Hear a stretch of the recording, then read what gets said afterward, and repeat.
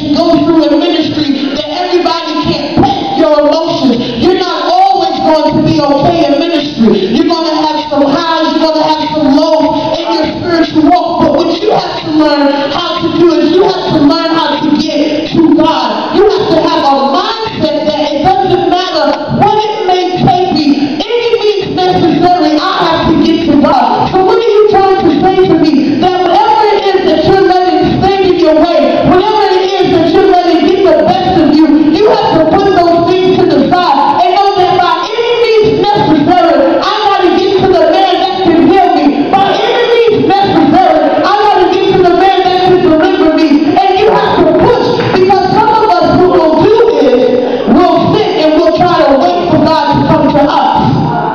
And I love the scripture because what she found herself doing, what she found herself was chasing after God. And a lot of us feel that, well, because we're in whatever position that we're in, that we don't really have to chase after God, or we really don't have to, he should just see that we're going through financial struggle, so he should bless us. He should see that we need a healing in our body, so he should heal us. But this woman was determined, one way or another, that she was going to get to God, and that she was going to get there by any means necessary. So I didn't come to bore your patience for a very long time on tonight. I just came to tell you that you can't be so proud and think about what other people have to say to you until you don't see God's face for yourself, until you don't get deliverance from the things that you need. This woman knew that she had an issue. This woman knew that she wanted to be set free. And that's the difference. Some of us try to hold on to these issues so that we can use them as excuses on why we're not doing better. But she knew that she wanted to be free. And we have to realize that no matter what the issue may be,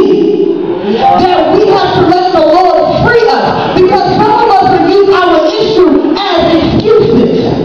Well, I'm dealing with this, so this is why I operate this type of way. Or I feel this way, and this is why I do the things that I do. Or this is the reason for my nasty attitude. Or this is the reason for my nasty disposition. No, the devil is a liar. You deal with that issue, and you take that issue to God, and you find God exactly where he is, and you let him heal you, and you let him deliver you. And as I was reading this passage of scripture, I found it funny because I could only imagine that when she was on her way to where Jesus was, that she probably had a little doubt in her mind.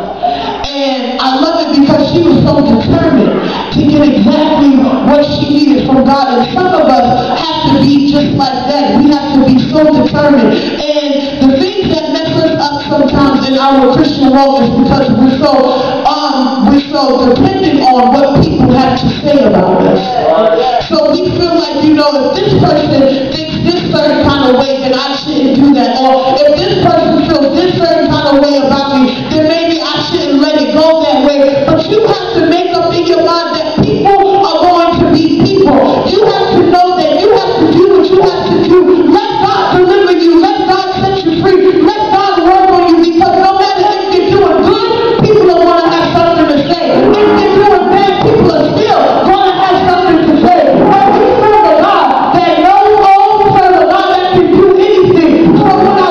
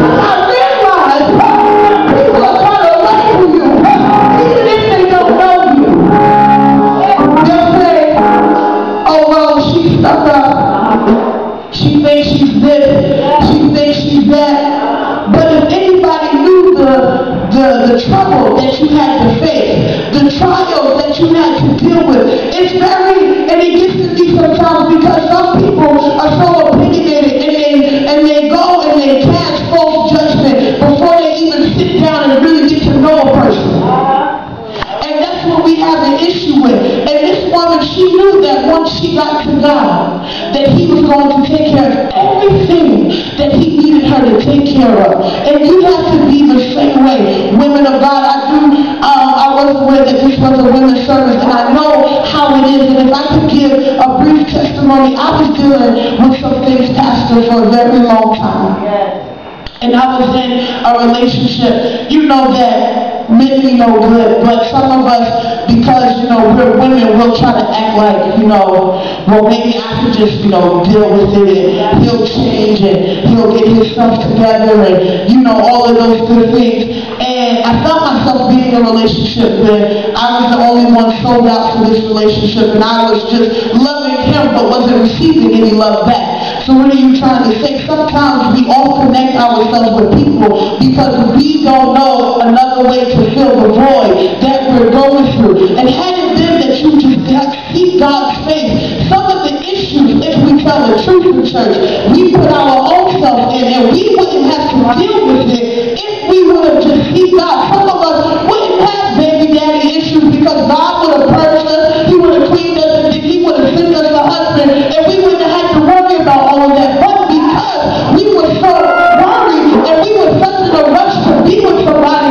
we let people treat us any kind of way, we let people call us any kind of thing, and we have to realize that all this is doing is bringing us down mentally, this is bringing us down spiritually. I stayed with this guy and I said, you know, I know that he's going to change, I know that he's going to do better, and all of the signs were there. And sometimes with us being women, we tend to act like we don't see what it really is.